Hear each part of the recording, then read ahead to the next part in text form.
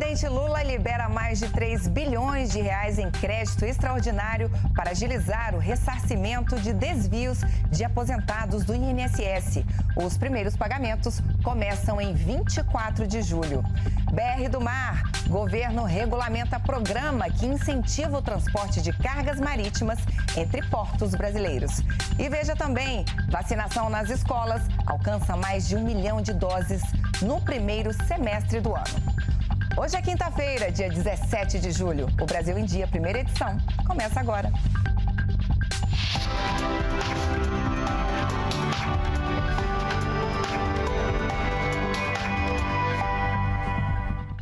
Olá, um excelente dia para você que nos acompanha aqui no Canal Gov. São 9h30 da manhã. Obrigada pela sua companhia, sua audiência aqui no Brasil em Dia, primeira edição.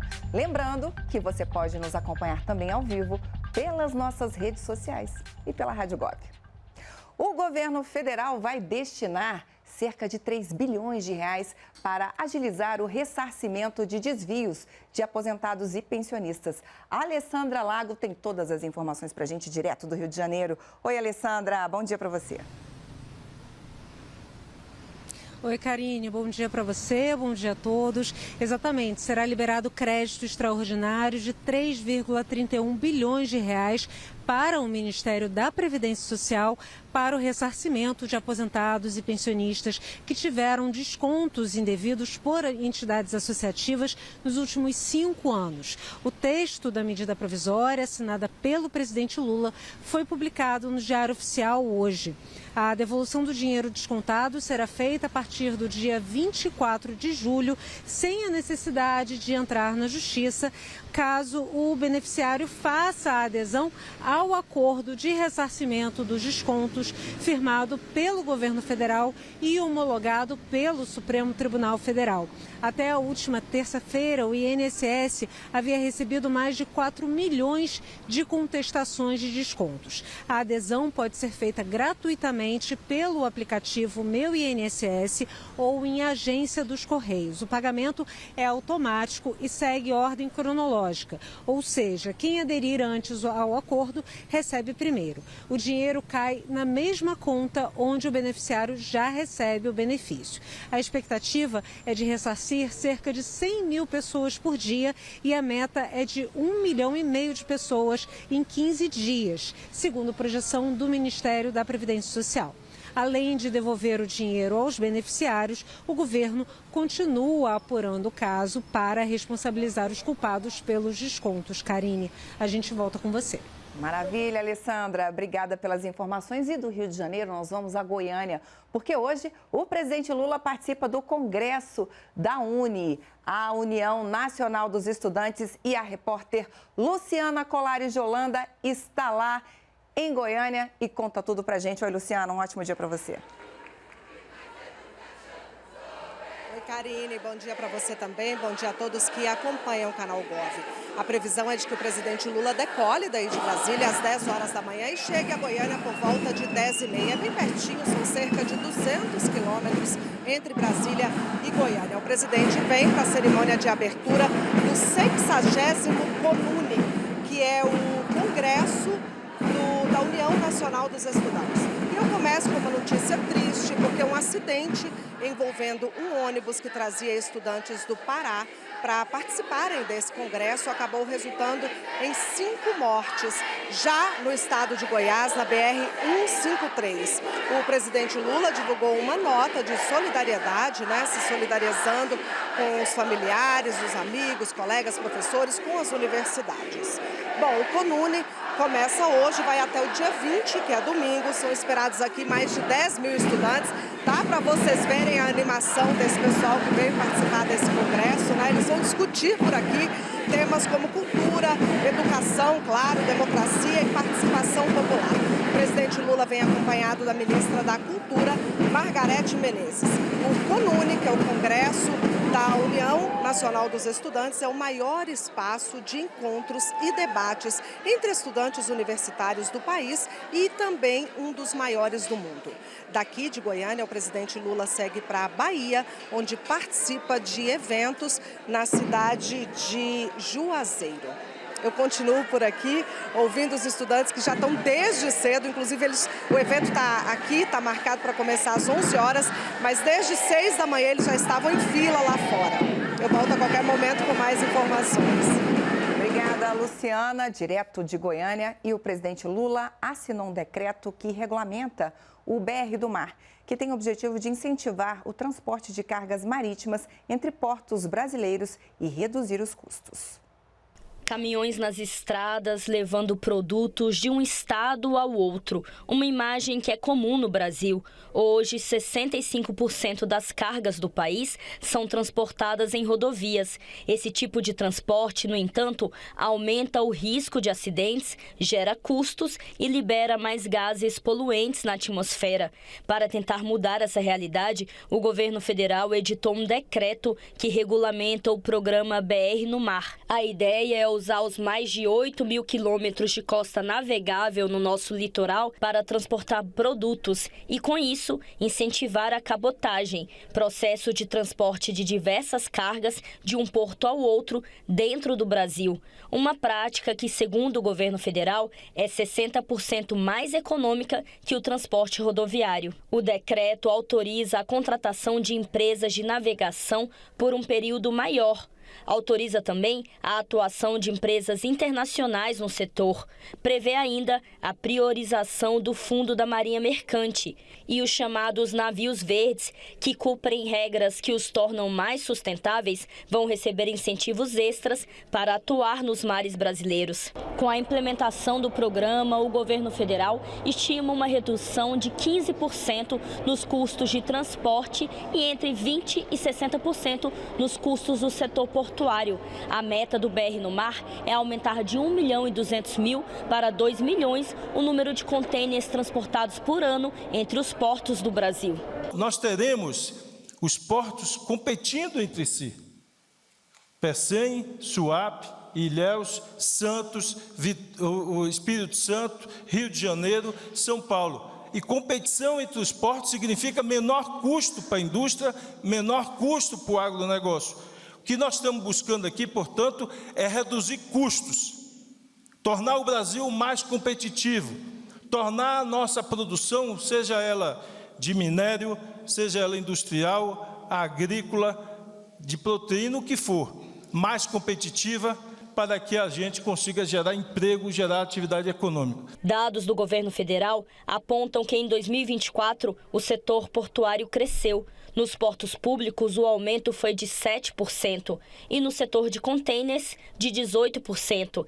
E além do desenvolvimento do BR no Mar, a meta é também expandir o programa e criar uma nova versão ainda nesse segundo semestre. Para que a gente possa avançar no planejamento logístico, já que hoje 65% do transporte no Brasil é feito pelas nossas rodovias.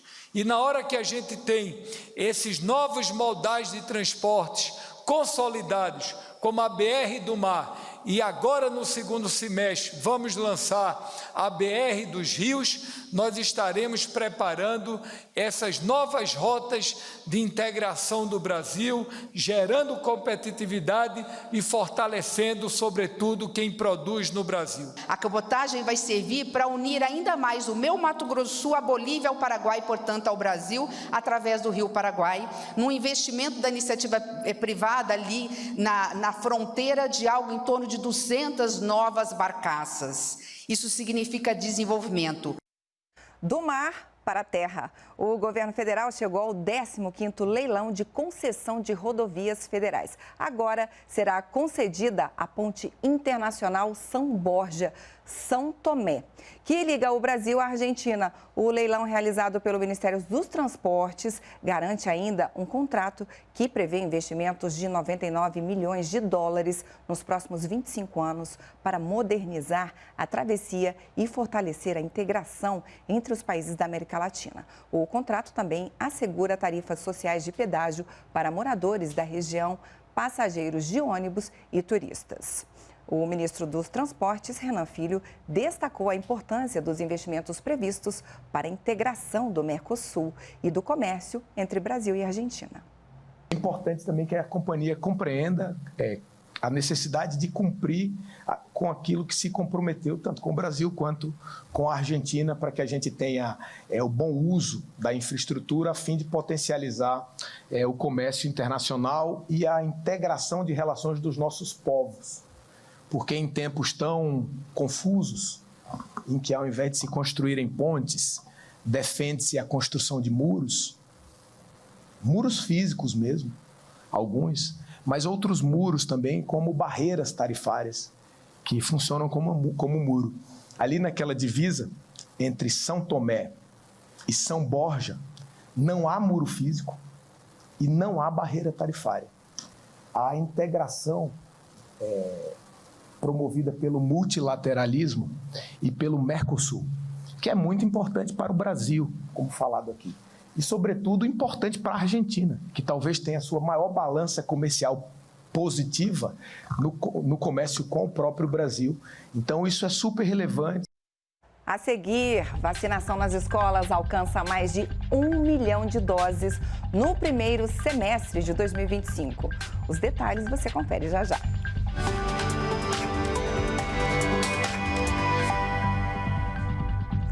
O governo federal continua as conversas com os setores da indústria e agronegócio para resolver a questão tarifária com os Estados Unidos. Uma carta conjunta foi enviada ao governo norte-americano. O governo brasileiro alertou que a tarifa de 50% imposta pelos Estados Unidos sobre produtos do Brasil pode prejudicar as economias dos dois países. Em uma carta oficial assinada pelo vice-presidente Geraldo Alckmin e pelo ministro das Relações Exteriores, Mauro Vieira, o Brasil expressa preocupação com o futuro da parceria histórica entre os dois países, que já dura mais de 200 anos.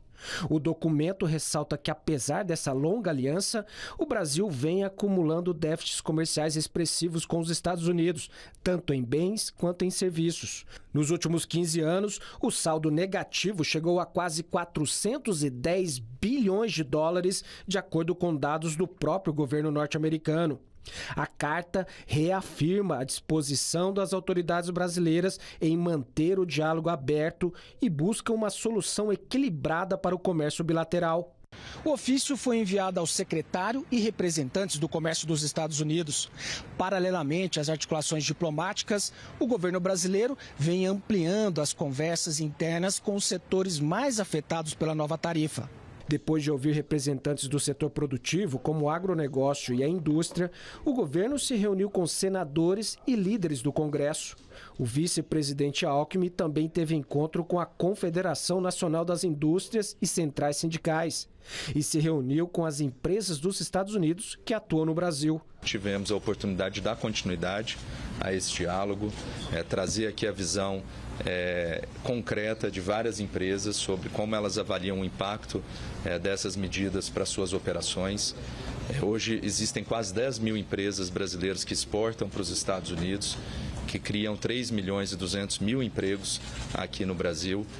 Essa é uma relação muito importante para o Brasil, assim como é uma relação muito importante para os Estados Unidos, para a economia americana, e o nosso desejo, que é um sentimento, acho que unânime no setor empresarial aqui no Brasil, é de se buscar a construção de uma solução negociada entre os dois governos. Nós queremos trabalhar unidos com empresários, trabalhadores, todo mundo unido para resolver essa questão. E as empresas têm um papel importante, tanto as brasileiras, que aliás tem empresa brasileira que tem indústria nos Estados Unidos, quanto as empresas americanas. A General Motors comemorou esse ano, participei do seu centenário, 100 anos. A Johnson & Johnson tem 90 anos. A Caterpillar tem 70 anos. Muitas delas exportam para os Estados Unidos. Se o Brasil é o segundo país do mundo com maior déficit, os Estados Unidos o segundo maior superávit que eles têm é com o Brasil. Se cai o comércio, eles vão perder. Quer dizer, os poucos países que eles têm um superávit importante. Então não tem lógica, né? Então, por isso o empenho para resolver. As inscrições para a primeira edição da Prova Nacional Docente estão abertas até 25 de julho. Inspirado no modelo do Concurso Nacional Unificado, o exame será em 26 de outubro e funcionará como etapa de concurso para professores em mais de 1.200 municípios em 22 estados. O teste também vai substituir o ENAD para estudantes no último ano das licenciaturas em Pedagogia. A aplicação anual tem como objetivo avaliar e fortalecer a formação docente no país. Em janeiro desse ano, o Ministério da Educação lançou uma série de iniciativas com o objetivo de valorizar e apoiar a formação de professores. E uma dessas iniciativas é a Prova Nacional Docente, que se realiza este ano, em 26 de outubro. E as inscrições estão abertas até 25 de julho. Agora, na sexta-feira próxima, se encerram as inscrições para a Prova Nacional Docente. É uma grande oportunidade para todos aqueles que concluíram a graduação em um dos cursos de licenciatura ou que estão concluindo a licenciatura este ano para ingressar na carreira do magistério. Muitos municípios, são mais de 1.000 municípios e 18 estados, já se prontificaram a participar do processo, associando a Prova Nacional Docente à seleção de professores, concursos públicos, processos seletivos simplificados. Então, para todos aqueles que querem ingressar no magistério, querem trabalhar como professores, essa é uma grande oportunidade que, creio, todos deveriam se empenhar para participar.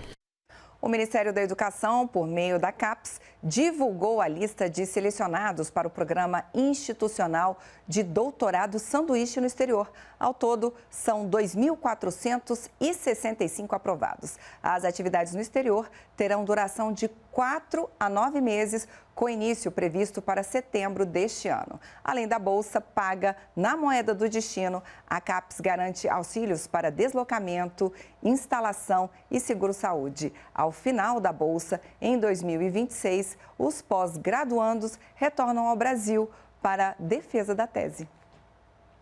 O Brasil está recuperando progressivamente a cobertura vacinal de crianças e adolescentes. Mais de 1 milhão delas foram imunizadas em escolas públicas e privadas no primeiro semestre de 2025. De janeiro até a primeira quinzena de julho de 2025, mais de 89 milhões de doses de vacinas foram aplicadas no Brasil. Isso representa um aumento de 65% em relação ao mesmo período de 2024. Nas escolas, pela primeira vez, mais de 1 milhão de crianças e adolescentes de até 15 anos foram imunizados em escolas públicas e privadas. A adesão à vacinação nas escolas ocorreu em 4.120 municípios brasileiros. Em alguns estados da região norte do país, a adesão foi de mais de 90%. Até o final do ano, o município que ainda não fez vacinação na escola, nem trabalhar para, Mauro, aqui amplia ainda mais, que a gente possa cada vez mais esses municípios poderem fazer vacinação nas escolas, além de continuar com outras ações no só na escola. Em 2022, o cenário no Brasil era de tendência de queda da vacinação. Em 2023, a baixa vacinação começou a ser revertida, com um aumento de cobertura de 13 das 16 vacinas do calendário infantil. Já em 2024, o Brasil recebeu o certificado de eliminação do sarampo, título que havia sido perdido em 2019. E agora, em 2025, a cobertura vacinal aumentou em 15 das 16 vacinas infantis do calendário nacional. Nós estamos mostrando que nós já começamos a recuperar esse grande esforço de salvar vidas no Brasil, reconstruir o nosso Programa Nacional de Imunização, que foi solapado, foi Tentou-se quase que destruir o Programa Nacional de Imunização. E para manter um melhor monitoramento da imunização das crianças, a caderneta de vacinação digital tem sido um instrumento importante. O documento permite aos pais ou responsáveis acompanhar se os filhos estão com a imunização em dia, além de monitorar consultas agendadas e informações gerais sobre a saúde deles. A ferramenta também alerta o momento certo para a criança tomar uma nova vacina ou uma dose de reforço. Em 8 de outubro nós vamos lançar a campanha de atualização da caderneta vacinal, né? Cada vez mais complexa a caderneta. Vamos querer fazer um balanço lá de 8 de outubro, como é que está o ritmo, a gente vai querer que esteja ainda melhor e vamos trabalhar para que cresça cada vez mais, para que essa cruzada para a recuperação do Programa Nacional de Imunização não tenha volta, não tenha retrocesso. A seguir, você vai ver que golpistas estão se passando por representantes da Conab para aplicar fraudes envolvendo falsas doações de alimentos. As informações você confere depois do intervalo.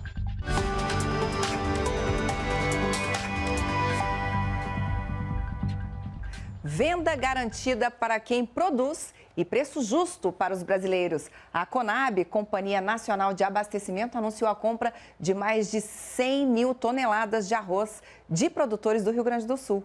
Serão investidos 150 milhões de reais nessa aquisição. A medida gera estoque para o país, garantindo que a produção não encalhe para os produtores e, por outro lado, assegura que no futuro, no período de entre-safra, os preços não aumentem para o consumidor. O presidente da companhia, Edgar Preto, afirmou que a iniciativa reforça o compromisso do governo federal com o incentivo com quem produz. A Conab está anunciando a compra de 110 mil toneladas de arroz via contrato de opção de venda, onde nós pagamos um preço maior do que o mercado está pagando neste momento. Continua sendo de opção para agosto, setembro e outubro. Este anúncio é fruto de um diálogo permanente com o setor do arroz, mas de uma grande mobilização que nós fizemos no governo federal para ter esse orçamento, um investimento de 150 milhões de reais. É um momento muito importante, porque nós tivemos uma grande safra de arroz, foi uma opção do produtor plantar arroz e o arroz é parte da alimentação do povo brasileiro. Nós queremos ter estoque, voltamos a fazer estoque depois de 11 anos, fruto de um entendimento do governo federal, de ajudar pagando um preço melhor para o produtor, ao mesmo tempo dando segurança para a população ter um preço justo nas prateleiras dos supermercados. É um grande dia para a Conab, para o governo federal, em um momento que o setor produtivo brasileiro sofre um ataque muito expressivo no tarifaço do governo dos Estados Unidos. O governo do presidente Lula, nesse momento, caminha na direção de oferecer políticas públicas e assegurar uma parceria com quem produz no nosso país. E em São Paulo, o encontro de cozinhas solidárias realizado na Conab entregou 38 toneladas de feijão tipo carioca para o banco da Companhia de Entrepostos Armazéns Gerais de São Paulo, a CEAGESP. O alimento será usado para abastecer cozinhas comunitárias e fortalecer redes de segurança alimentar. E agora um alerta: golpistas estão se passando por representantes da Conab, a Companhia Nacional de Abastecimento, para aplicar fraudes envolvendo falsas doações de alimentos. É bom lembrar, a Conab não cobra valor algum por doações. Confira na reportagem.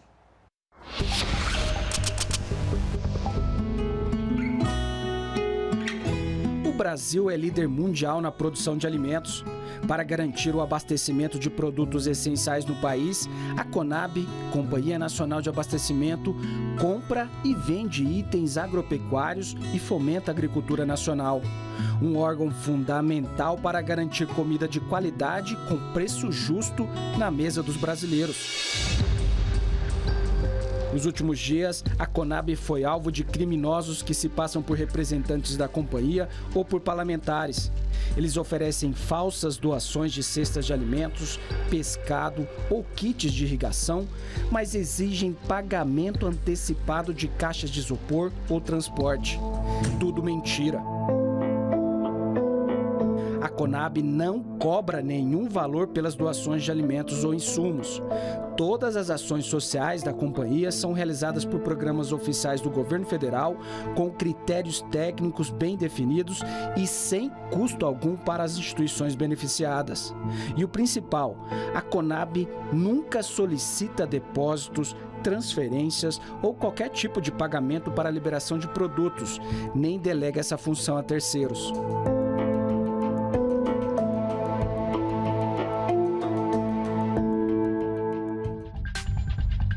É isso então, o Brasil em Dia fica por aqui, mas você sabe, o Canal Gov segue com a programação mostrando todas as informações do governo federal e eventos ao vivo, inclusive às 11h30 da manhã você confere aqui no Canal Gov a cerimônia de abertura do Congresso da União Nacional dos Estudantes, lá em Goiânia, com a participação do presidente Lula. Uma ótima quinta-feira para você, a gente se vê.